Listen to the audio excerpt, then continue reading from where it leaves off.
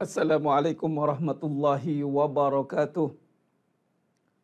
Bismillahirrahmanirrahim. Innal hamdalillah nahmaduhu wa nasta'inuhu wa nastaghfiruh. Wa na'udzu billahi min syururi anfusina wa min sayyiati a'malina.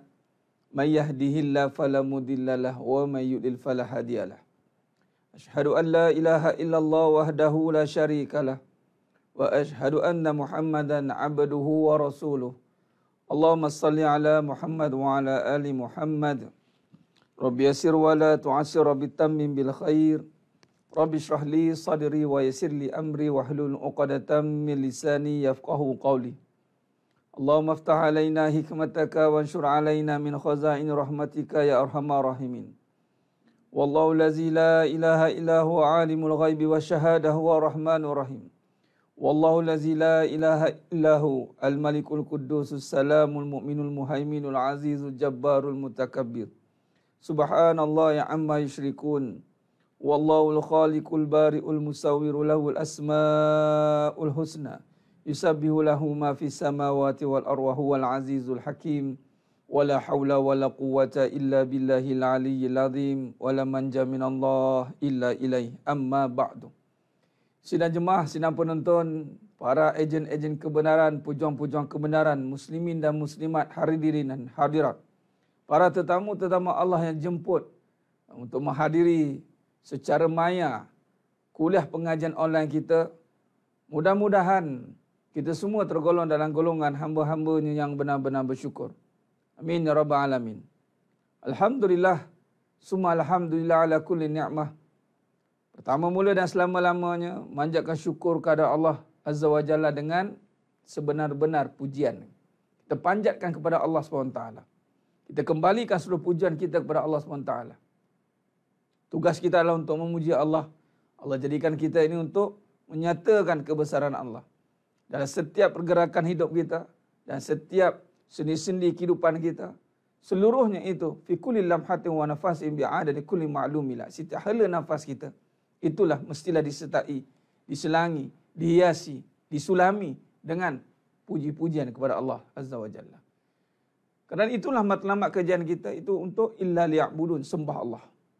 Apa gunanya menyembah Allah tapi pada sama kita tidak merasakan kesempurnaan kejadian. Kita sembah dari sudut syariat semata-mata. Tetapi jiwa kita tidak hadir di dalam menyatakan perbuatan itu. Dalam kita melihat kejadian yang Allah jadikan dalam hidup kita ini, setiap segi, setiap sudut, setiap inci. Dalam kehidupan kita, dalam kehidupan alam semesta, seluruhnya tiada kecacatan. Perkara ini perlu diulang berkali-kali, berulang kali. Agar tidak terlintas, terdetik dalam hati kita ini, akan keadaan yang mempersoalkan kembali aturan Allah Azza wa Jalla yang penuh sempurna ini, sehingga kan datangnya, timbulnya syak dan keraguan. Ini yang kita bimbangi. Sebab itu kita benar-benar puji Allah. Alhamdulillahirabbil alamin. Alhamdulillahirabbil alamin. Segala puji bagi Allah, Tuhan sekalian alam. Kita puji Allah Ta'ala dengan sebenar-benar pujian. Menyucikan dengan merasakan takzim di atas segala kejadian yang Allah jadikan dalam alam jagat raya ini. Ini tugas kita tuan-tuan sedang memuliakan Allah Ta'ala. Bagaimana kita melihat setiap perkara yang dijadikan itu akan menentukan bagaimana pergerakan hidup kita. Maksudnya, jaga-jaga apa yang kita lihat agar tidak terganggu apa yang kita ingat. Kita ingat itu dalam hati kita. Kita lihat itu pada panca indera kita. Adapun kita melihat dengan hati, sudah pasti apa yang dilihat di luar sana itu mengingatkan kita kembali kepada Allah Azza wa Jalla. Kata Nabi SAW, kenapa kita kena tengok dunia ingat Allah? Sebab Nabi kata, ad-dunya mal'unatun. Ad-dunya mal'unatun. Dunia ini terlaknat. Mal'unun ma fiha. Semuanya, apa yang ada padanya terlaknat. Illa zikrullah, kecuali yang membawa ingat kepada Allah. Adapun dosa itu terjadi apabila lupa Allah. Sebab tu jangan terkejut ketika beramal pun melakukan dosa. Ustaz, kita dah beramal begini pun boleh buat dosa sebab dia lupa Allah, dia ingat diri dia. Dia nyatakan kehebatan diri dia. Ujub, riak, takbur, sombong. Malah dalam perbincangan, dalam pengajian tasawuf punya nanti, ada ketikanya yang berdosa itu pula yang mendapat kemuliaan di sisi Allah. Kenapa? Dia ingat pada Allah. Lalu dia wasari'u ila maghfirah. Segera dia kembali kepada Allah. Itulah kedudukan manusia di sisi Allah Ta'ala itu diukur dengan banyak ingat atau banyak lupa. Wazkurullaha katsiran la'allakum tuflihun. Ingatlah Allah banyak-banyak, mudah-mudahan kamu beruntung. Khair, alhamdulillah. Alhamdulillah. Bertemu kita lagi pada malam ni. Saya tadi daripada Petaling Jaya, Subang. Kuliah terakhir tuan-tuan. Allah Akbar. Untuk siri yang 2.0 pula. PKPB. Masjid kembali ditutup. Jemaah kembali terhalang. Hanya 3 orang saja di Selangor dan di wilayah 6 orang. Bagi saya ini satu tamparan hebat tuan-tuan. Ini bukan kerja isu kecil, ini isu besar. Apabila musibah yang datang, bukan soal musibah itu, tetapi musibah yang sebenar adalah terhalang kita beribadah ketika musibah. Terhalang kita untuk ingat Allah ketika musibah. Rumah Allah dikaitkan dengan iman tuan-tuan. Tertutupnya rumah Allah kita bimbang tertutupnya untuk menyatakan jalan keimanan. Solat menyatakan keislaman. Imarah rumah Allah menyatakan keimanan. Orang yang beriman solat di rumah Allah, di masjid. Orang yang beriman pasti Islam. Orang yang Islam belum tentu beriman. Sebab tu solat boleh di mana-mana, tak ada masalah. Tetapi orang beriman dia akan solat di masjid. Orang beriman dia solat di masjid. Sebagaimana baginda Nabi SAW. Solat di mana tempat dilaungkan solat. Kali ini lagi sekali kita terkena kesan, impak, musibah yang menghalang kita untuk berjemaah. Walaupun ada ruhsahnya, ada perbahasan ilmiahnya, tetapi dalam satu sudut kefahaman dari lubuk hati paling dalam, kita kena menganggap perkara ini serius. Baru saya nak kempen minggu lepas, kita jaga masjid kita, kita jaga surau kita, Allah jaga kita. Lalu sekali PKPB. Allahu Akbar. Ini satu perkara yang perlu direnungkan dengan sedalam-dalamnya, dengan kesedaran yang dalam. Bukan main-main tuan-tuan. Malam ni saya nak sentuh juga perbahasan tentang kebenaran, bagaimana struktur perbincangan kebenaran. Saya akan sentuh bab masjid ni.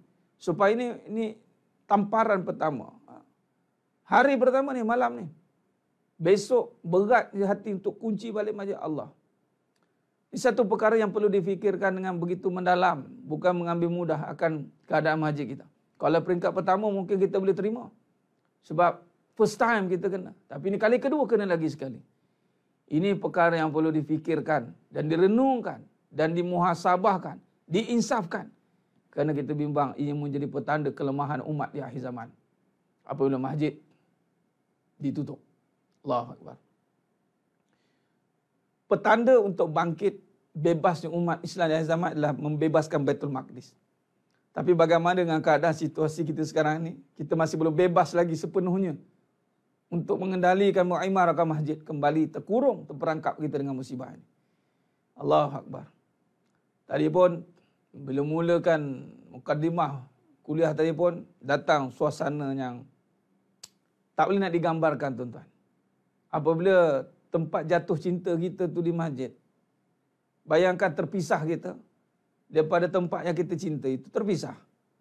Hanya orang yang merasainya mampu memahaminya. Itu saja saya cakap. Yang mana tak merasainya, jenuh nak memahamkannya. Sebab ini melibatkan rasa di dalam jiwa. Bukannya sekadar buat-buat, sekadar suka-suka. Tidak. Jadi sedang nyaman mulakan Allah Ta'ala. Ya, macam nak jaga masjid kalau dah tutup, itulah saya katakan. Allahu Akbar. Barulah semangat kita nak bangkit. Kemudian dia tutup kembali. Allahu Akbar. Walaupun ada negeri-negeri lain masih belum lagi dijalankan PKPB ini. Mungkin di Selangor. Tapi ini cukup untuk beri tamparan hebat untuk semua untuk berfikir kembali. Untuk kita berazam lepas buka balik PKPB. Nanti buka balik 14 hari ni, tentu azamlah. Untuk kita kembalikan tempat kita di masjid. I'll be back. Itu ayat dia.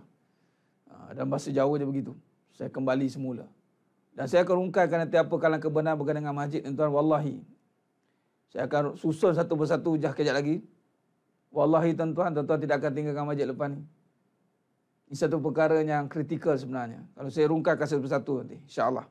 Baik, terima kasih kepada semua yang dah menonton pada malam ni. Alhamdulillah.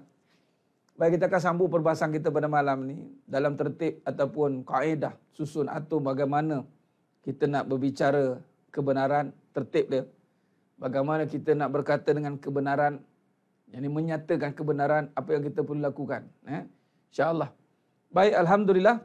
Mari kita mulakan. Bagi kita mulakan perbahasan kita pada malam ni, perbentukan niat. Mari kita sama-sama mulakan dengan Ummul Kitab Al-Fatihah. A'udzubillahi minasyaitonirrajim. Bismillahirrahmanirrahim. Alhamdulillahi rabbil alamin. Ar-Rahmanir-Rahim. Maliki yaumiddin. Iyyaka na'budu wa iyyaka nasta'in. Ihdinas siratal mustaqim. Siratal ladzina an'amta 'alaihim ghairil maghdubi 'alaihim waladdallin. Amin. Allahumma salli ala Muhammad wa ala ali Muhammad. Allahumma salli ala Muhammad wa ala ali Muhammad. Allahumma salli ala Muhammad wa ala ali Muhammad. Bismillahi ma sya'allah la yasukul khaira illallah. Bismillahi ma sya'allah la yasrifu su'a illallah. Bismillahi ma sya'allah ma kana min ni'matin faminallah. Bismillahi ma sya'allah la ya'ti bil hasanati illallah. Bismillahi ma sya'allah la hawla wa la quwwata illa billahil aliyyil azim. Alhamdulillah. Alhamdulillah. Baik, sedaya jemaah dimuliakan Allah SWT. Baik, mari kita teruskan perbahasan kita pada malam yang penuh barakah ni. Yang pertama, kita nak meletakkan bahawa bagaimana kaedah tertib dalam kita membincangkan kebenaran. Baik, yang pertama semalam kita dah sentuh. Dalam kita menilai, merungkai, mengungkap sesuatu perkara yang berlaku di hadapan mata kita itu. Yang pertama sekali yang kita kena lakukan adalah tabayun. Iaitu memahamkan situasi tersebut. Kita tidak boleh menghukum dengan apa yang kita lihat semata-mata. Kerana apa yang kita lihat dengan mata kepala belum tentu apa yang berlaku. Belum tentu perkara yang mengisi perkara tersebut. Maksudnya isinya belum tentu seperti apa yang kita nampak. Itulah namanya perbincangan yang mesti didasari dengan, dimulakan dengan fas'alu 'ala zikri in kuntum ta'lamun. Kita kena mencari kefahaman terlebih dahulu sebelum kita memberikan pendapat, melontarkan pandangan. Kefahaman itu berada di depan. Dalam kita nak berbicara soal kebenaran, kita hendaklah duduk di dalam meletakkan diri pada kefahaman. Itu prinsip yang pertama di dalam kita nak berbicara soal kebenaran. Dalam hadis Nabi SAW, alaikum bisidik. Inilah satu seruan, hendaklah kamu berkata jujur. Bila kata berkata jujur, hendaklah kamu berkata benar, berkata jujur, maka ini satu arahan yang mesti dipenuhi. Wajib, alaikum, hendaklah kamu berkata jujur. Baik, jadi maknanya, dalam sesuatu isu itu, apabila berlaku sebagai contoh, kita akan kupas isu soal rezeki, soal kaya, soal kesihatan. Kita akan kupas kejap lagi. Saya akan bagi contoh terus bagaimana kaedahnya dalam kita merungkai persoalan agar kita mampu berbicara dengan landasan kebenaran tanpa kita berpaling ataupun tergelincir bersandarkan kepada perasaan yang ini nafsu. Apatah lagi bersandarkan kepada perkaranya merosakkan nafsu terus kepada merosakkan terus. Jadi perbincangan yang rosak, fasik. Ini perbincangan yang batil, sesat. Ini kita bahaya. Alaikum bisidik fa inna sidik yahdi ilal bir. Bila kita mula meletakkan asas kepada perbincangan kita, asas dalam kita melihat satu perkara, asas kepada semua dalam kita nak merungkai itu adalah dengan benar, maka persoalan kedua wujud adalah di manakah letaknya kebenaran itu. Maka kalau di sini, kalau kita kaitkan dengan alaikum bisiddiq, hendaklah kamu berkata benar. Benar ini adalah bermula di hati. Di hati. Maka sekarang ini, bila kata berkata-kata dengan hati, iaitu yang menggerakkan kalam nanti adalah jiwa. Dari jiwa, dipanggil soul. Kita menjiwai setiap apa yang dilontarkan nanti. Itu dia ayatnya. Kita nak berkata-kata dengan perkara yang kita arif. Berkata-kata dengan perkara yang kita dah selami dan kita dah hayati. Kita tak mau lagi berkata-kata bersandarkan akal semata-mata. Akal pun kadang-kadang kita tak menyelami. Silat bulan tak berfikir pun sebelum bercakap. Nampak?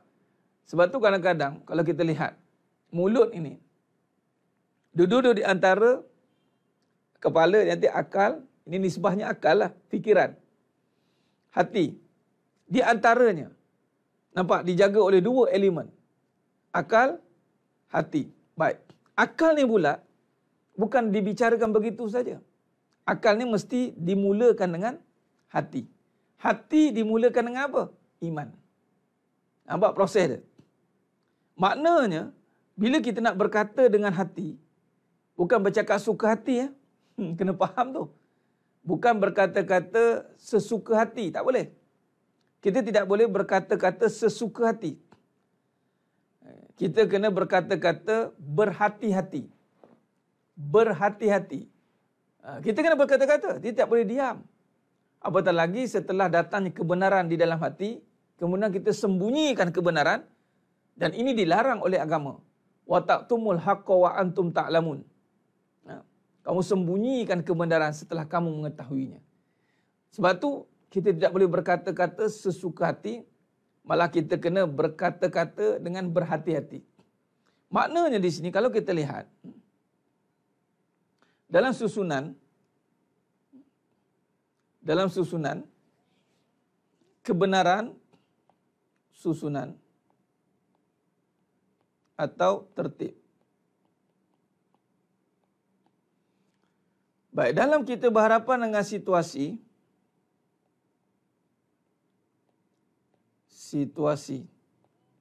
atau keadaan. Saya bagi apa tadi keadaan apa tadi? Contoh, keadaan susahlah dan keadaan senang. Kita ambil secara umum. Baik. Dalam kita nak merungkai susah dan senang dalam kehidupan ni, apakah langkah pertama yang kita kena faham di sini? Adalah tadi kita kata apa? Tabayyun, cari penjelasan. Bina kefahaman.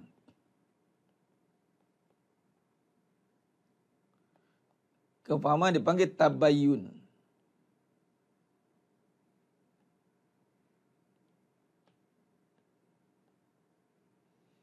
Jadi maknanya, apa pun situasi, baina ni tabayyun makna cari penjelasan. Bila kata penjelasan itu makna cari kefahaman. Kefahamannya bagaimana? Kefahaman yang bagaimana? Kefahaman yang kedua, kefahaman yang bersandarkan kebenaran.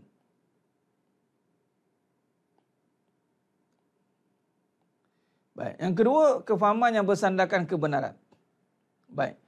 Bila kefahaman yang bersandarkan kebenaran, soalan ketiga datang, di manakah kebenaran bermula? Ustaz, adakah kita terus nak cerita pasal susah senang? La. Sebab itu sebelum berlaku ataupun sedang berlaku situasi yang mendatang sekarang ni, kita tidak terus-terus berkata-kata tentang keadaan itu, tidak. Kita kena bina kefahaman dengan kebenaran, yang mana kebenaran itu bermula dengan ataupun dari jiwa. Kebenaran ni tertibnya dari jiwa. Kebenaran duduk di mana? Bermula di mana? Bermula di jiwa. Di sini bermulanya. bermulanya dari jiwa. Khair. Bila kata bermulanya dari jiwa, maka seterus jiwa inilah yang kita nak bangunkan. Dengan apa? Dengan iman. Maknanya iman berbicara soal kekuasaan. Ini kan kita dah sentuhkan sebelum ni. Semua saya susun balik. Okay, maknanya dalam kita merungkai persoalan. Okay, sekarang kita terus pada perbincangan. Apabila kita berhadapan dengan susah atau senang, maka perkara pertama yang kita kena kedepankan adalah kekuasaan Allah di dalam menjadikan keadaan susah dan senang. Baik. Ini asas akidah. Sebab itu tidak terjadinya susah itu sendiri. Tidak. Jadi, bila kata iman yang meletakkan perbincangan, maka kita mencarilah apa yang sebenarnya kekuasaan Allah itu. Bila iman dah mula ambil alih, iman tasdik, ini mencari kebenaran, membongkar kebenaran. Itu dia. Maka perbincangan yang seterusnya adalah merungkai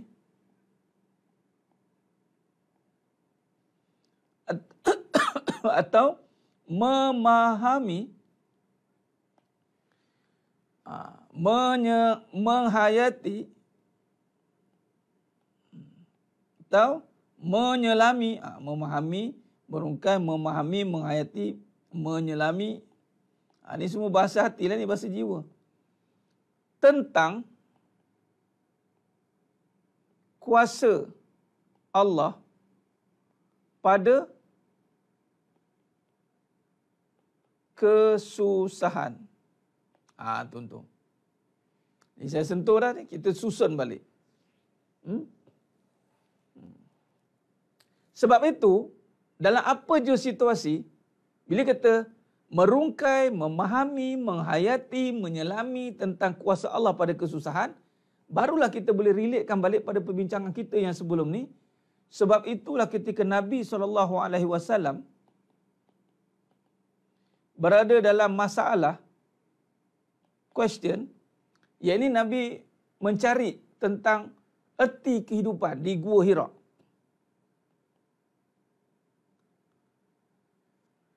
Jadi kalau kita lihat di Gua Hira ini adalah permulaan tercetusnya cara perbahasan kehidupan.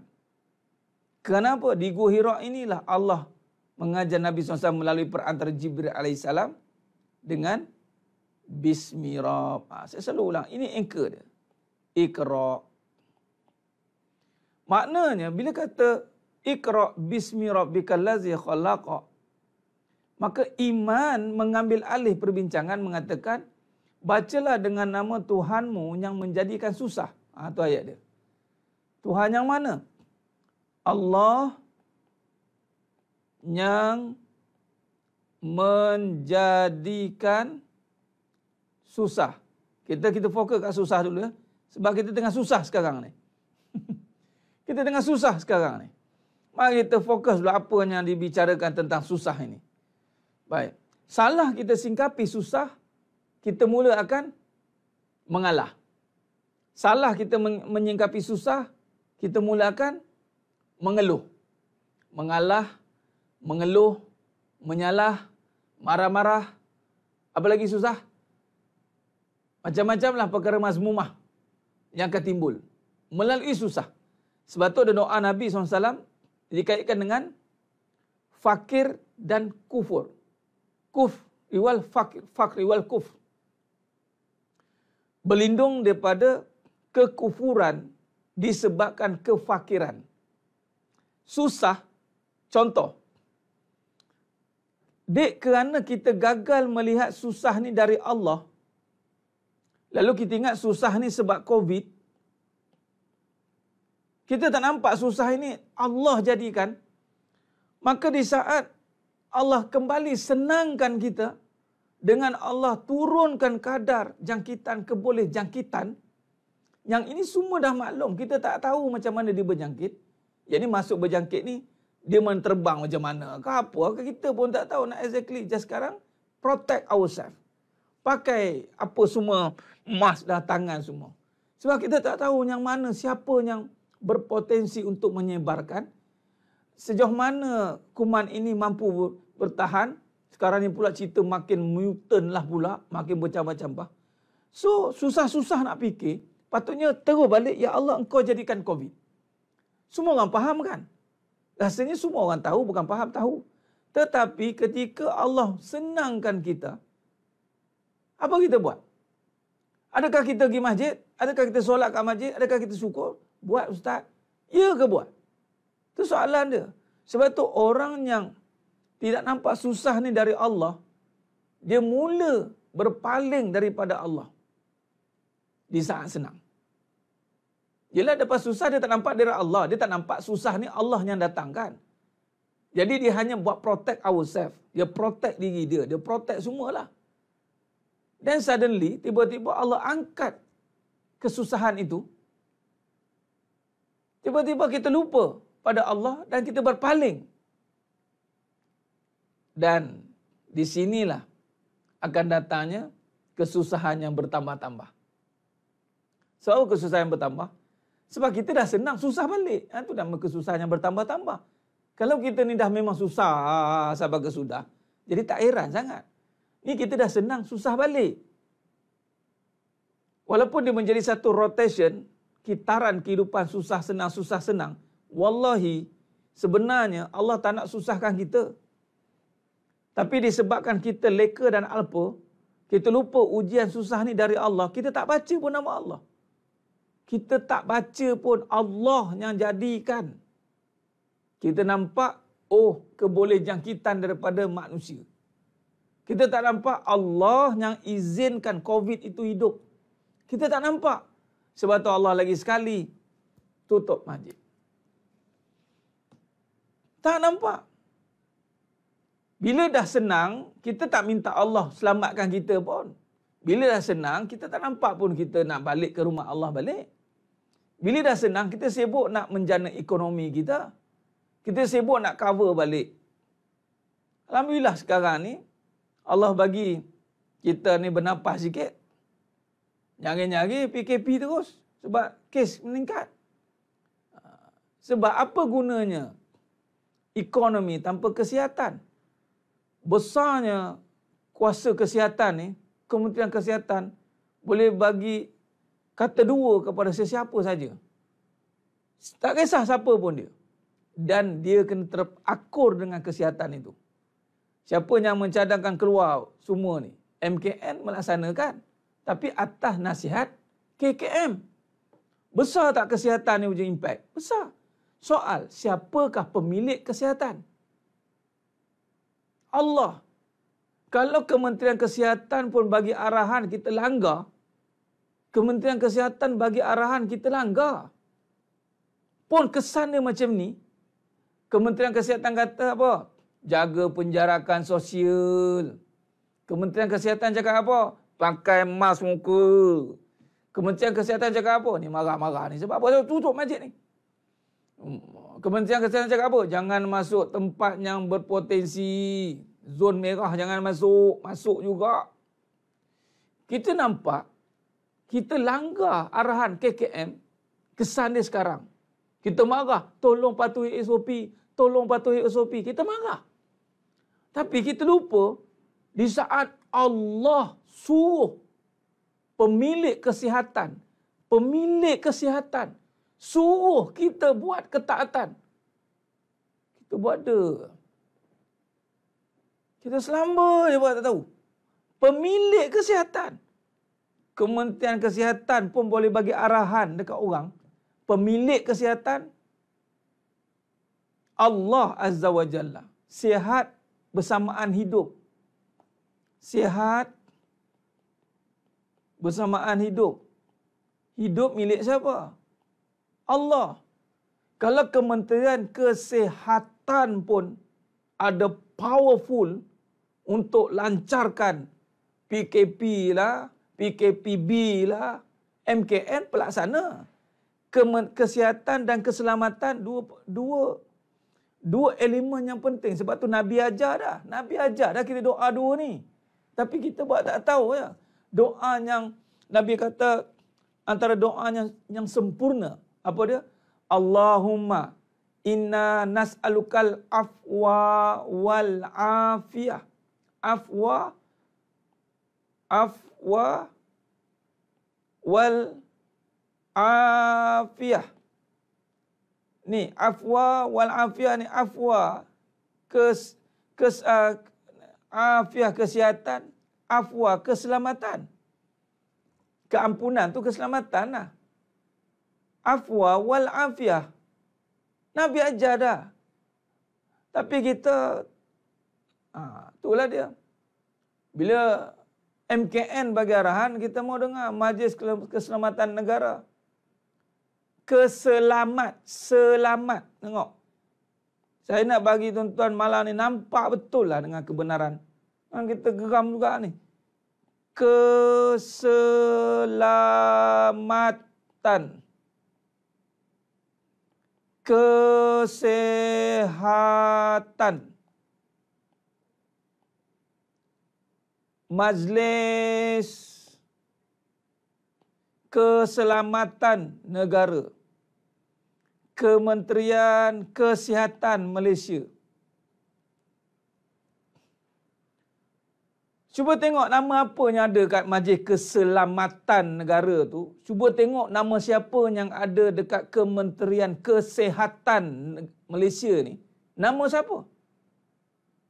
Yang kita ni, pemilik selamat, pemilik sihat, bagi SOP dah. Tak mau ikut. Tu dia. Sebab tu Allah datangkanlah macam-macam. Apa SOP? Contoh. Dalam surah Al-Jumu'ah. Ayat 9 dan 10. Apa kata Allah? Allah kata ketika dipanggil solat Yaumil Jum'ah, fas'au, segeralah kamu solat. Kemudian Allah kata, fa'iza qudiyatis solatu fantashiru. Lepas solat, pergilah nak cari apa benda, wabtagu min fadlillah.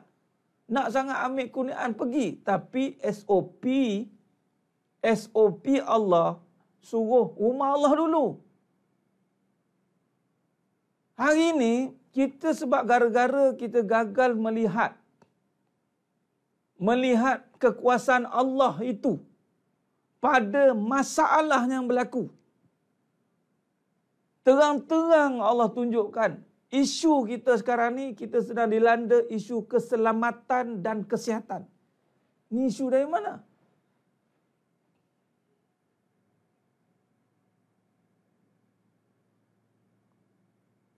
Sebab itu keselamatan.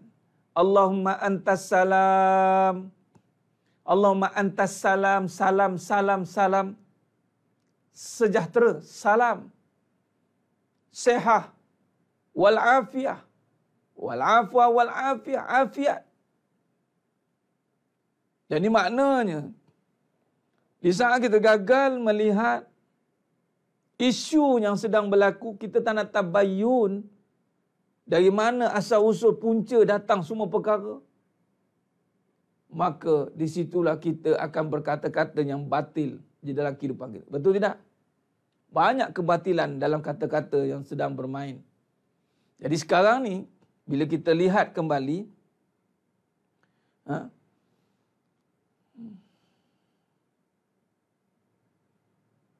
tak ada adab lah doa, tak minta sungguh-sungguh lah tu. Kita ni, kenapa berdoa? Nabi ajar. Ni Nabi ajar ni. Ni, dua tangan ni. Punyalah kita ni penggemis. Penggemis pun minta satu tangan tau. Satu makan, dua tu kira dahsyat sangat. Kita dengan Allah, dua-dua tangan letak. Punya lemahnya kita. Walaupun tak wajib angkat tangan. Tapi apa hikmah angkat tangan ni? Nabi doa pun angkat tangan. Maknanya tangan kita tak mampu buat apa dah, menadah je, ya Allah, bagilah keselamatan ya Allah, bagilah kesihatan ya Allah, bagilah kesembuhan ya Allah. Dekat mana nak minta ni? Dekat mana nak minta? Dekat mana-mana je boleh ke? Mestilah dekat rumah Allah. Rumah Allah, rumah Allah. Minta keselamatan dekat rumah Allah, dekat rumah Allah. Allah dah panggil dah. Kita buat sombong, buat tak tahu. Sekarang Allah tutup. Tanggung. Allahumma salli ala Muhammad wa ala ali Muhammad.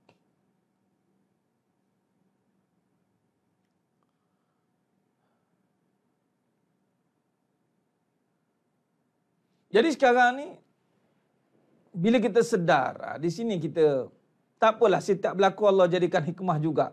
Asbab untuk kita kembali mengenal. Sebab itu, tapi jangan sampai berkali-kali pula. Kita bimbang, ianya menjadi satu istidraj sebab berkali-kali tak faham-faham. Benar Tuan Haji Mahmuda, SOP majlis, kita panggil majlis keselamatan alam semesta. Majlis keselamatan alam semesta menyatakan SOP untuk selamat di dunia dan akhirat sana, jumpa Allah. Majlis Kementerian Kesihatan Manusia. Seluruhnya di Malaysia, Manusia Kesihatan Manusia menyatakan bahawa nak sihat, kena taat dengan Allah. Bagi sihat, taat. Ini dia.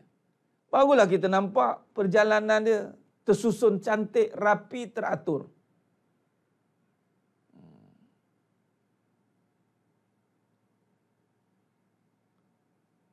Ayat berapa tu? Surah Al-Ma'idah ayat 16. Masya Allah. Nah, dua ada. Surah Al-Ma'idah ayat 16 tu dalilnya.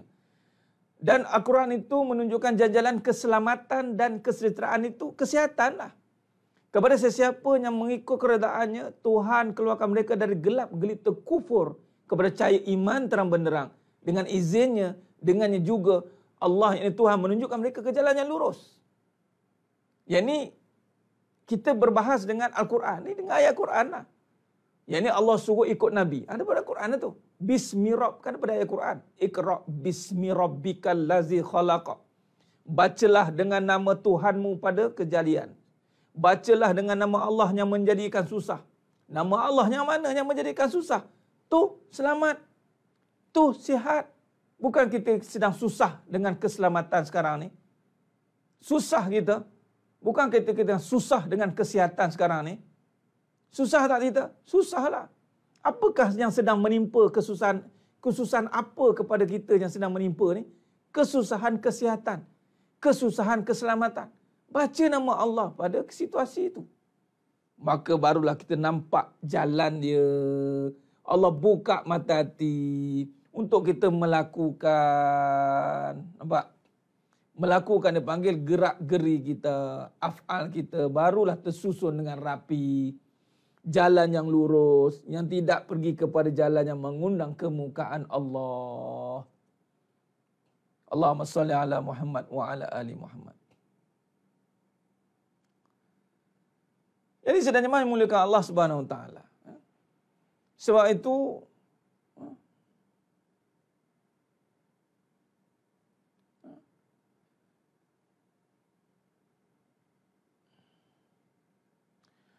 sedang jemaah memuliakan Allah Subhanahu Wa Taala, kita tidak nampak perjalanan hidup kita ini selagi kita tidak kembalikan kepada kekuasaan. Khair. Jadi susah, lihat Allah. Ini kita mudahkan, lihat Allah. Jadi sebelum kita nak komen yang pelik-pelik kepada susah ini, lihat Allah dulu. Itu ayat dia. Lihat Allah. Bagaimana nak lihat? Itu Allah ajar dengan Quran. Bismirab. Bismirab. Bismirab. Jadi dengan Bismirab, maka terus ambil dengan kalam Allah. Bismillah. Dengan kalam bismillah itu kita letakkan dengan nama Allah terjadinya susah. Ataupun dengan nama Allah dijadikannya susah. Ini nama takdir. Kita susun. Mari kita lihat. Dengan nama Allah dijadikannya susah. Dijadikannya ni maknanya kembali kepada Allah. Makna kalau dalam susun aturnya, Allah menjadikan susah. Allah menjadikan susah. Ini kena faham dulu. Allah yang menjadikan susah. Okey, baik. Itu yang pertama. Sebab prinsip pertama, kita tabayun dulu. Oh, Allah jadikan susah.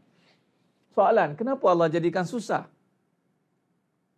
Kenapa Allah jadikan susah? Kalau lah susah ini, Allah jadikan, kenapa Ustaz Allah jadikan susah? Khair. Pergi kepada kebenaran. Kebenaran yang kefahaman dan kebenarannya di jiwa. Kerana Allah nak tengok hati kita. Berhadapan dengan susah bagaimana. Kan? Jadi makna setiap yang Allah jadikan susah, adakah hati kita resah? Allah tak nak tengok resah. Tapi Allah nak tengok apa? Hati kita menyerah. Apa maksud menyerah? Hati menyerah, bukan badan ya. Jangan salah faham, ada orang menyerah badan, dah susah nak buat macam mana, dah susah. Itu namanya hatinya mengalah. Hati dia dah kalah. Tapi menyerah ni maknanya, inna lillah, kembalikan kembali keresahan itu kepada Allah. Ya Allah, hati ni resah. Menyerah kepada Allah balik. Allah nak tengok hati. Sebab tu Allah menjadikan susah. Allah nak tengok hati. Allah jadikan senang. Allah nak tengok hati. Ketika Allah senang, Allah jadikan senang, hati kita lalai. Bila lalai, Allah jadikan susah supaya ingat balik.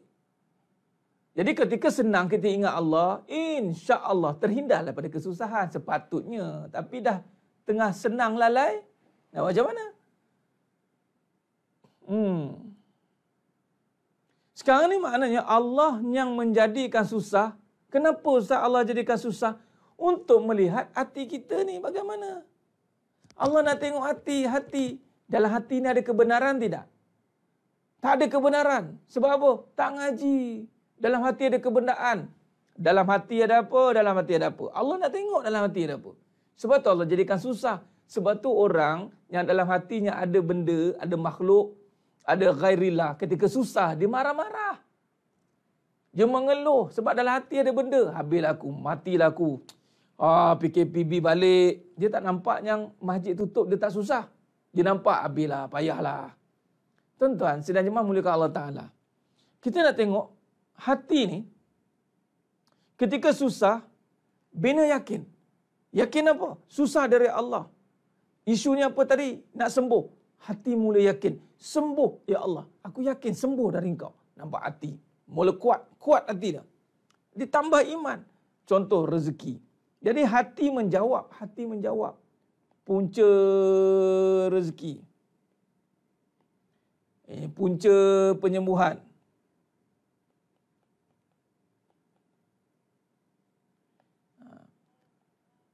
Punca penyembuhan, punca rezeki. Allah nak tengok. Allah uji apa tadi? Allah uji isu penyembuhan.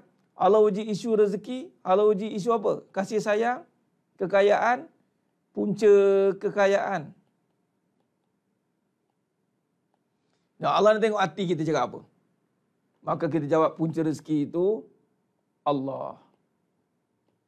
Punca penyembuhan itu Allah. Punca kekayaan itu Allah. Ketika hati membenarkan bahawa punca yang kita nak cari punca. Jadi kita ada masalah. Kita nak cari punca sekarang ni. Macam mana ni? Tapi kita tidak istiqamah sebab tidak yakin. Tidak yakin. Kita tak yakin penyembuhan itu puncanya dari Allah. Kita tak yakin. Sebab tu kita tinggalkan masjid. Sebab bila kalau sekiranya kita nampak punca rezeki, punca penyembuhan, punca kekayaan itu Allah, maka ihfazillah, jaga Allah. Allah jaga kita. Jaga Allah adalah hadis Nabi SAW. Ihfazillah yahfazka. Jaga Allah bermaksud jaga rumah Allah. Jaga syariat Allah, yakni solat. Solatlah di rumah Allah. Very straight cut. Straightforward, clear. Nak cakap apa lagi?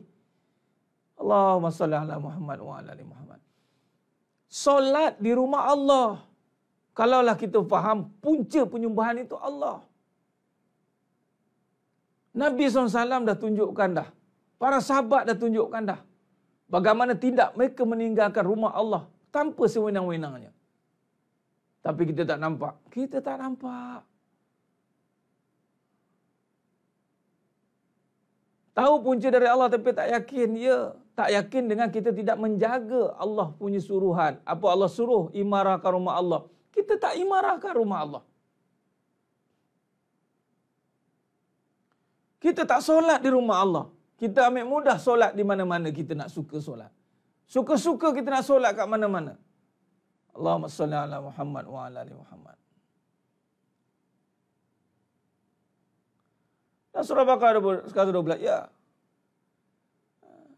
Apa yang kamu katakan itu tidak benar, bahkan sesiapa yang menyerahkan diri kepada Allah mematuhi perintah sedang ia pula berusaha supaya baik amalnya, maka ia akan beroleh pahala di sisi Tuhan dan tidak ada kebimbangan yang berlaku di kejadian yang tidak baik.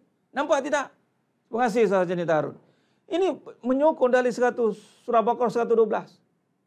Menyokong tentang bahawa apabila kita menjaga kembali protokol kehidupan kita, membetulkan kembali tengok, menyerah diri kepada Allah, datang rumah Allah, serah diri. Walaupun susah dengan SOP, tak apalah. Mematuhi kembali perintahnya. Sedangkan dia berusaha memperbaiki amalan dia. Kemudian Allah akan cabutkan kebimbangan daripada perkara yang tidak baik berlaku dalam diri dia. Kita dah tak bimbang tentang COVID contoh. Kebimbangan tu sebab kita dah jaga. Ini sebab orang tak jaga perintah Allah. Lepas tu dahlah dia rasa macam tak bimbang pula COVID. Dia tak serah pada Allah. Kemudian dia sadin, bahasa mudah. Dia selamba, dia macam kebal sangat diri tu. Macam kebal sangat. Relax, dia buat ikut suka. Rumah Allah tak jaga. Perintah Allah tak jaga. Kemudian dia suka-suka ke sana ke sini. Kita masih sedang ada penyakit berjangkit. Dia nak orang yang jaga rumah Allah, yang jaga perintah Allah, dia takkan pula suka-suka ke sana-sana. Dia tahu, dia faham. Ha? Allahumma salli ala Muhammad wa ala ali Muhammad. Ha? Jadi sebenarnya menggunakan Allah SWT, nak bagi tahunya kita hari ini. Bila kita faham yang kedua, Allah menjadikan susah. Kebenarannya tabayun, kita tabayun, kita cari penjelasan, ya Allah, susah ni dari mana puncanya? Dari Allah. Punca susah dari Allah. Allahnya jadikan susah. Bukannya orang lain. Bukannya COVID. Allahnya izinkan susah. Dan Allah juga yang akan izinkan senang. Faham? Maka ketika Allah yang jadikan, itu namanya beriman dengan qada dan qadar.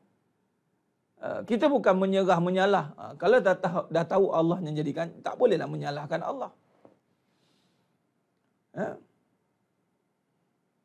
Jadi sekarang ni, bila kata Allah jadikan, Allah kenapa? Soalan kedua, kenapa Allah jadikan susah ni Ustaz? Cari ilmu, fahamkan. Oh, sebab nak tengok hati kita. Hati kita ni menyerah tidak pada Allah. Patut dah susah, tak usahlah nak action lagi. Awak dah susah, tak usahlah nak action. Betul yang Nabi kata, adalah fakir, susah, sombong pula tu. Itu antara yang Allah tak terima doa. Dahlah susah, sombong pula tu. Patut kita dah susah, kita menyerahlah pada Allah. Kembali ya Allah, ya Rabb, ya Rabb, ya Rabb. Susah. Dia panggil apa? Kembalikan, hadapkan wajahmu. Benar Cik Maya, Cikgu Maya. Betul, kelas tabligh kena itu lagi. Alhamdulillah Allah tunjukkan bagaimana cara kaedah mereka berhadapan dengan permasalahan ini. Ha? Ya benar Tuan Surah An-Najaya. Dah tahu kita menyerah pada Allah. Tak guna dah menyalah-nyalah dah.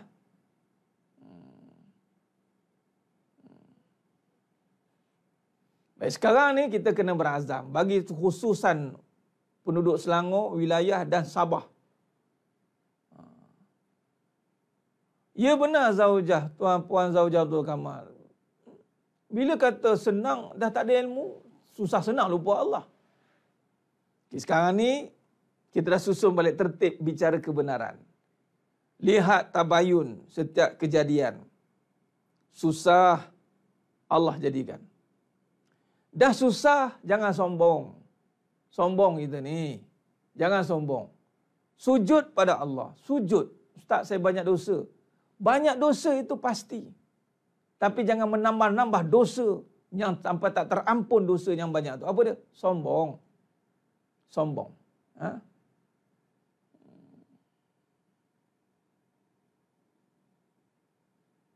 Apa tu? Atas tu? Ramai yang konon-konon kata beri ikut SOP, padahal ni semua perancangan kafir. Perempuan-perempuan macam tak pergi juga. Itu saya cakap tadi.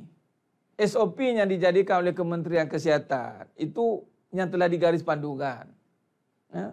Tapi kita kena tengok dari mana punca kesihatan itu. Allah pun ada SOP juga. Kementerian Kesihatan pun ada SOP. SOP untuk mengekang penyakit menular, itu usaha kita menguruskan masalah. Kita tak menyelesaikan masalah, tengok KKM. KKM berusaha untuk mengekang masalah. Dia tak menyelesaikan masalah. Masalah COVID tak selesai lagi. Kita hanya mampu mengurus masalah. Yang menyelesaikan masalah itu Allah. Ulang. Bila kita faham benda ni, manusia hanya mengurus masalah.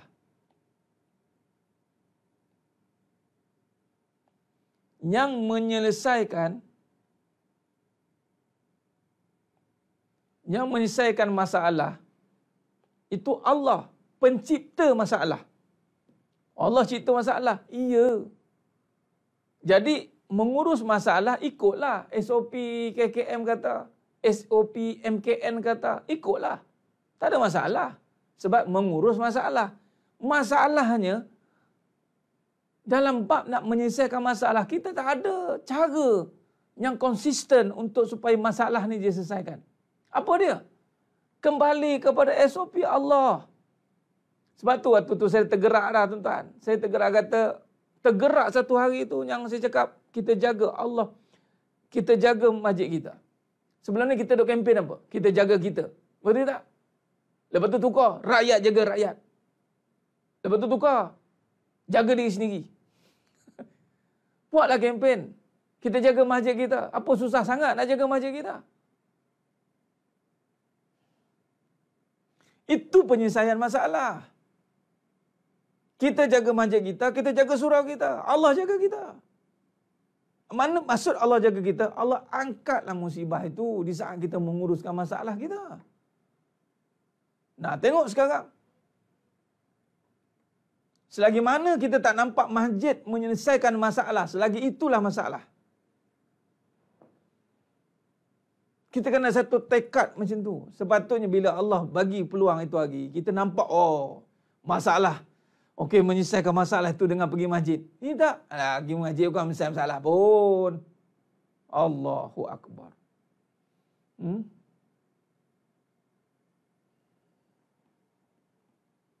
Surah An-Nisa ayat 105. Tidak ada lebih baik agama daripada orang yang menyerahkan dirinya kepada Allah dengan ikhlas, sedang ia berusaha mengerjakan kebaikan dan ia pula mengikut agama Nabi Ibrahim yang lurus tetap di atas dasar tauhid. Nampak? Inilah cara yang kita kena hadapi. Lurus dalam berakidah. Lurus. Lurus. Kita jaga dia. Sekarang ni sebab tu terlintas itu hari, Allah jaga kita. Kita jaga masjid kita. Kita jaga surau kita. Tup-tup PKPB. Maknanya Allah silap. ialah kelemahan diri ini juga lambat menyatakan itu. Saya pun lambat dalam meletakkan kempen tu. Sebenarnya itu pun dari awal dah. Dah mula nak meresapi.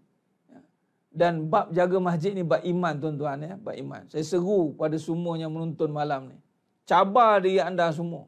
Bukan kata menjaga waktu saja. Menjaga masjid itu sendiri. Cabar diri sendiri untuk lepas pada ni aku akan kembali untuk menakluki masjid ni. Ingat, ini penyelesaian. Menyelesaikan masalah itu Allah. Menguruskan masalah itu kita. Ketika kita melihat masalah, jangan lupa yang menyelesaikan itu siapa. Lihat masalah, uruskan. Tugas kita uruskan. Tugas Allah selesaikan. Tapi Allah nak selesaikan, Allah tengok kita uruskan macam mana. Kalau Allah lihat iyyaka na'budu wa iyyaka nasta'in, nak suruh Allah selesaikan, tapi kita tak sembah Allah. Macam mana? Ini yang kita kena faham. Baik, sekarang ni mulakan dengan kefahaman. Berbicara dengan kebenaran, dengan kita meletakkan kembali asas perbincangan tabayun pada setiap perkara. Yang ini kembali dengan kekuasaan Allah, iman. Kedua, Allah nak tengok kebenaran bermula di mana? Di hati. Hati berbicara bagaimana soalnya. Ketiga, kita mula meletakkan kembali pengurusan. Ada baru kita boleh menguruskan macam mana. Kita dah faham. Kita dah faham bagaimana kita nak susun atur perkara ini. Ya Tuan Hamzi. Hamzi Melaka belum lagi ya. Masya Allah. Melaka belum lagi ya. Terus Tuan Hamzi di Melaka kempen. Yang mana tempat yang masih belum di PKPB kan, kembalikan tempat ini, jaga.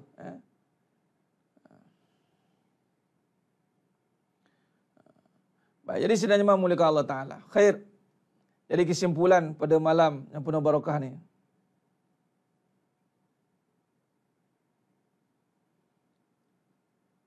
Yang saya tulis ada Tuan Guru cakap saya salah ampun. Allah yang selesaikan masalah, Tuan Uwais. Allah selesaikan masalah, manusia uruskan masalah. Sebab manusia diberi tanggungjawab mengurus dunia. Dunia ni maknanya apa yang telah Allah taklifkan. Uruskan masalah mengikut hukum Allah. Ketika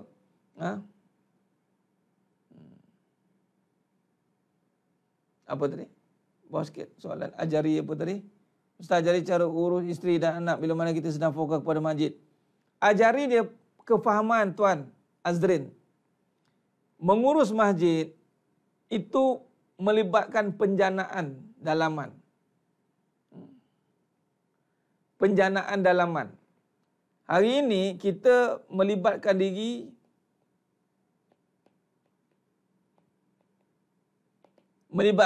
dengan pekerjaan.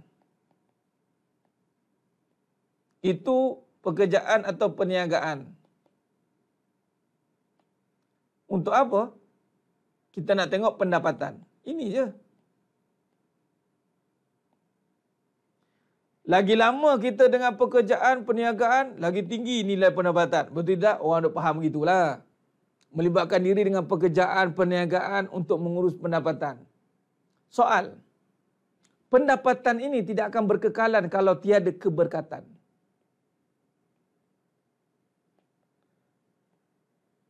Tak kekal. Tu scam-scam mana-mana tu. Walaupun dia boleh bercucuk bintang sana ke sini. Last sekali dia yang bintang nanti. Ke dalam kawan. Ke dalam. Walaupun lah banyak kaedahnya lepas sana lepas ke sini. Tapi dan ke dalam. Dan dah dimalukan. Jadi sekarang ni. Melibatkan diri dengan pekerjaan perniagaan itu melibatkan pendapatan. Jadi melibatkan diri dengan rumah Allah itu melibatkan keberkatan. Melibatkan diri dengan rumah Allah. Dengan rumah Allah. Itu melibatkan keberkatan. Dan keberkatan ini yang menjamin pendapatan. Keberkatan menjamin pendapatan.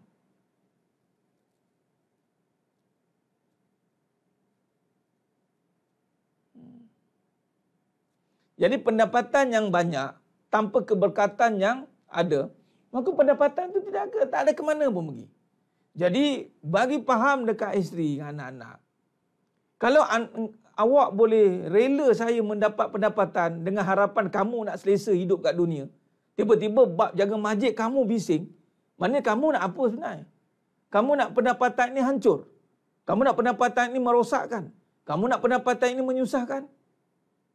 Bagi peluang abang untuk bina keberkatan, mudah-mudahan pendapatan ini berkekalan. Keberkatan menyebabkan pendapatan berkekalan. Keberkatan dimasukkan dengan az-ziyadatul fil khair, bertambahnya kebaikan.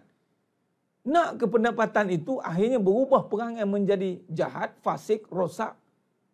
Menyebabkan pendapatan itu akan mengundang kemurkaan Allah. Jadi melibatkan diri dengan rumah Allah itu akan mendatangkan keberkatan. Sebab tu siapa-siapa orang lelaki, suami-suami yang istiqamah menjaga rumah Allah, rumah tangganya terpelihara. Rumah tangga terpelihara dengan menjaga rumah Allah. Jaga rumah Allah satu je, bukan suruh jaga banyak pun. Ustaz, isteri empat biarlah empat, jaga rumahnya satu. Rumah kekasih yang utama, yang aulak dulu kirilah selama-lamanya. Itulah Allah. Ya Puan Hasbah Fauzi, alhamdulillah. Salam dari Pulau Pinang. Terima kasih baru join. Teruskan istiqamah. Ahlan wa sahlan wa marhaban bikum.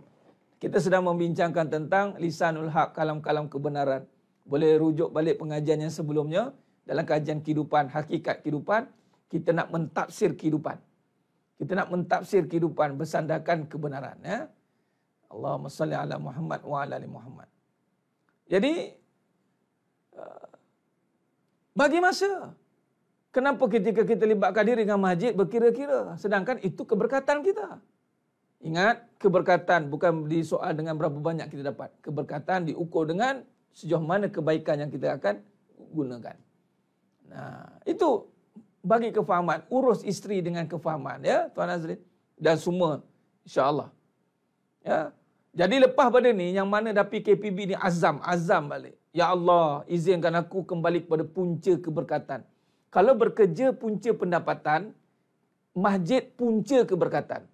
Bekerja, berniaga, punca pendapatan. Punca pendapatan. Tuan-tuan, sedang jemaah muliakan Allah Ta'ala. Ini kaedah perbincangan kebenaran. Saya cuba bawakan. Bila kita kupas dengan kuasa Allah, tengok bagaimana Allah nampakkan ilham, strategi kita. Nampak? Tugas kita attachkan dengan Allah. Tengok Allah akan bagi ilham. Luar biasa, subhanallah. Nampak? Punca pendapatan, tafadhal, silakan. Anda nak berniaga, silakan. Nak berniaga, nak bekerja, silakan. Bekerja ni makan gaji, nak berniaga sendiri, kerja sendiri, itu punca pendapatan. Dan punca pendapatan ni pada perniagaan atau pekerjaan yang diketuai oleh lelaki. Ingat, lelaki qawwam, lelaki. Selesai ke? Tak selesai lagi. Sebab apa? Sebab punca keberkatan belum selesai. Di mana punca keberkatan? Itulah rumah Allah. Bon lelaki yang aula yang ini. Punca keberkatan menjaga punca pendapatan. Nampak?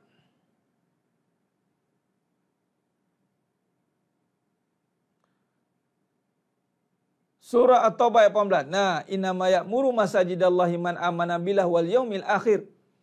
Dan yang bawah itu, tengok siapa yang menjaga punca keberkatan ni, surah Taubah ayat 18. Apa dia?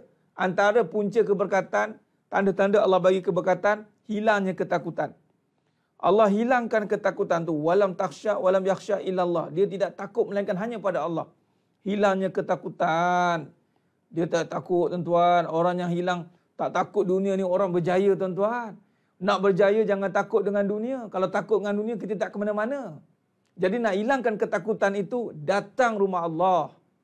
Tengok nanti Allah ajar macam mana kita. Tapi dengan faham lah, jangan datang tu just sekadar mengisi, tak tahulah nak buat apa lagi. Apa tu tadi? Susun kehidupan dengan kebenaran. Orang beriman buat persiapan bagaimana untuk mati, bukan persiapan untuk hidup. Ya benar. Benar tu Tuan Ois. Ustaz, bagaimana nak nasihatkan orang tak faham, tak boleh terima pandangan bab hakikat kehidupan?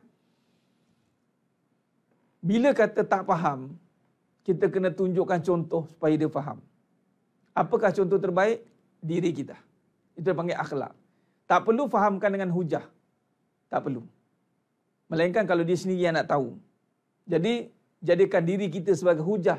Mesti beza orang yang faham dengan tak faham kan. Jadi kita yang dah faham hakikat kehidupan, tunjukkan tunjukkan output kita.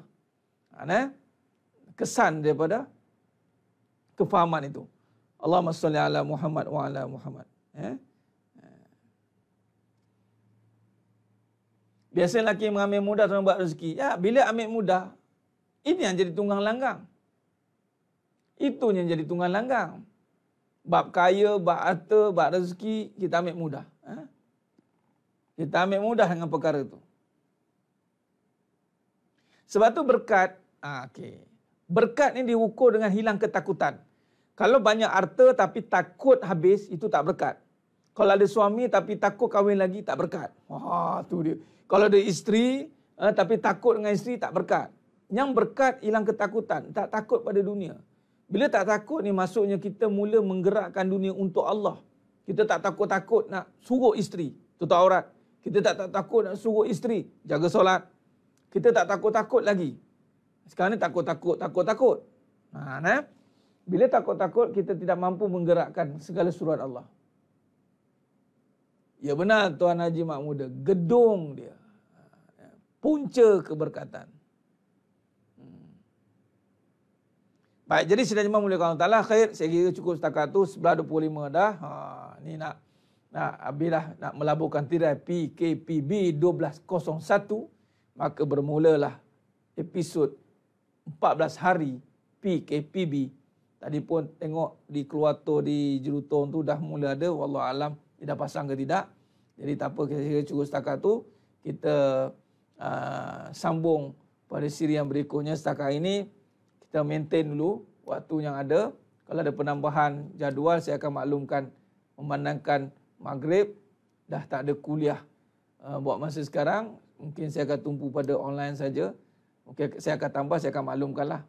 Maksudnya Isnin, Selasa, mungkin ada Rabu, Khamis, Jumaat straight ke, wallahualam, nanti saya akan maklumkan ya. Baik. Alah, rasa baru sekejap je. Baguslah tu. Kalau saya berhentikan, berhenti pun payah pula. Ni kalau rasa sekejap tu okeylah tu. Khair, jadi sidang jemaah muliakan Allah Taala. Jadi maknanya sekarang kita mohon, kita azam kepada dalam diri kita untuk kita sama-sama jaga masjid kita. Kita azam lepas ni. Kita kena fokus. Kita tak boleh nak banyak-banyak. Kita kena fokus sebab kita kena jaga punca dulu, punca.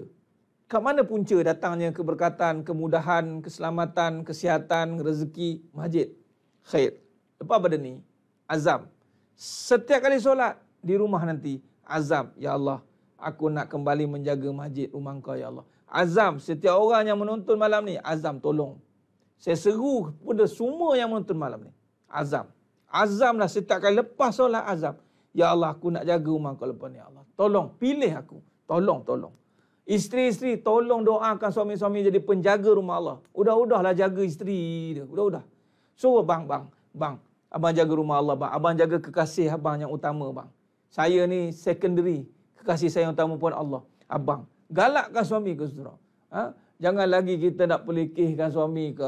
Kita nak halang-halangkan jaga kempen. Sekarang ni, semua yang menonton malam ni, kita tengok masalah dengan Allah.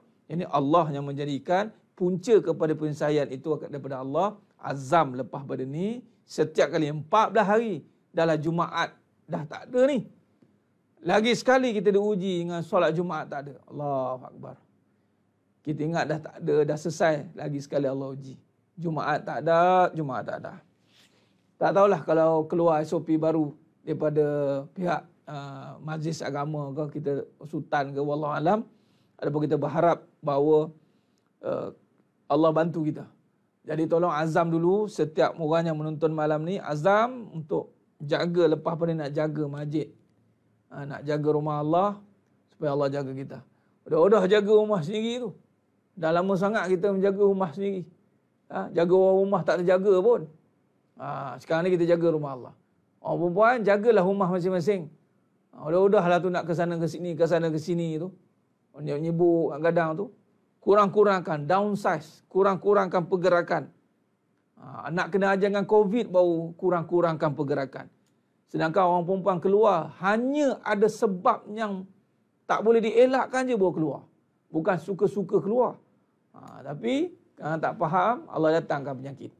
Barulah kita kawalan pergerakan. Sepatutnya benda ni dah dilakukan dah bagi orang beriman. Dia bukan sewenang-wenangnya bergerak ke sana ke sini. Terutama orang perempuan. Perintah kawalan perasaan. Jaga perasaan tu. Yelah, window shopping, window tu, window ni. Macam-macam window nak pergi. Udahlah. Cukup dah tu. Dah kat rumah pun dah macam galeri dah. Kan? Kurangkan. Downsize. Sekarang ni, tingkatkan rumah yang ada sekarang ni, convert jadi ladang amalan, ladang ilmu. Ini lagi sekali Allah bagi task 14 hari untuk masing-masing menjaga apa yang Allah suruh, insya-Allah. Terima kasih banyak semua. Muslimin lagi, pergilah, tak ada masalah. Yang dibenarkan Puan Atikah masuknya, bukan main suka-suka. Ni kalau nak pergi kelas, pergilah. Ini ngaji ilmu. Alhamdulillah. Baik. Suki kosong pergi masjid, tak apa. Yang penting ada tempat yang benar. Ya. Kita ada task force 14 hari untuk kita buktikan dengan Allah Ta'ala.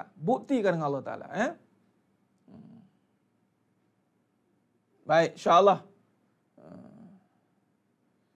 Pak Polisi, ya Ustaz, sekatan nafsu, Masya Allah, benar. Kita jaga sekatan kita pula. Allahumma salli ala Muhammad wa ala ali Muhammad. Kita ada masa 14 hari untuk buktikan, masing-masing gunakan peranan, buktikan kepada Allah Ta'ala bahawa ya Allah, kami kembali kepadamu. Ya.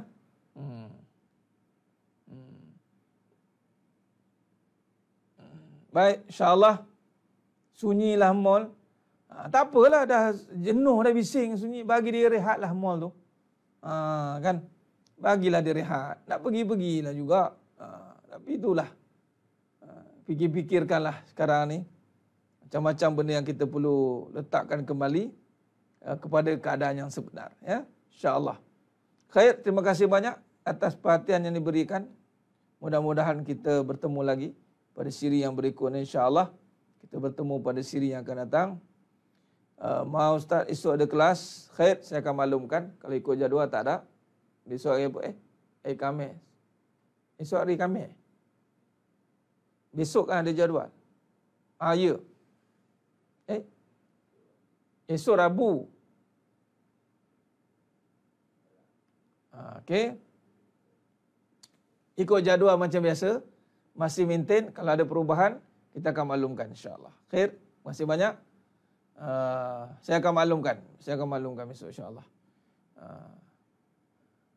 Saya akan maklumkan. Baik, cukup setakat itu saja. Mudah-mudahan Allah berkati kita semua. Mohon ampun, mohon maaf di atas segala kekurangan, terkasar kata, terkurang bicara dalam penyampaian. Moga-moga Allah Ta'ala sajalah yang mampu menyempurnakan perbahasan kita pada malam ini. InsyaAllah, kita ketemu pada siri yang akan datang. Rabu tiada, Khamis, dan saya akan cuba rombak, nanti saya akan maklumkan. So far, setakat ni kita maintain ikut jadual yang mana ada. InsyaAllah ya. Jadi, moga-moga Allah rahmati kita semua. Kita jumpa pada siri yang berikutnya, insyaAllah hari Khamis nanti. Dan mohon pada Allah Ta'ala banyak-banyak. Dalam keadaan sekarang adalah masa terbaik untuk muhasabah. Kembali kepada Allah Ta'ala. Mudah-mudahan Allah menyelesaikan masalah kita ini, insyaAllah. Aku lu qali hadza wa astaghfirullah azim li wa lakum. Wa bila taufiq wal hidayah. Wassalamualaikum warahmatullahi wabarakatuh. Kita tangguh dengan tasbih farah dan suratullah. Subhanakallahumma wa bihamdik. Asyhadu an la ilaha illa anta astaghfiruka. Bismillahirrahmanirrahim. Wal 'asr innal insana lafi khusr. Illal ladzina amanu wa 'amilus shalihat wa tawassaw bil haqqi wa tawassaw bis sabr. Wallahu a'lam bissawab. Takbir. Allahu akbar.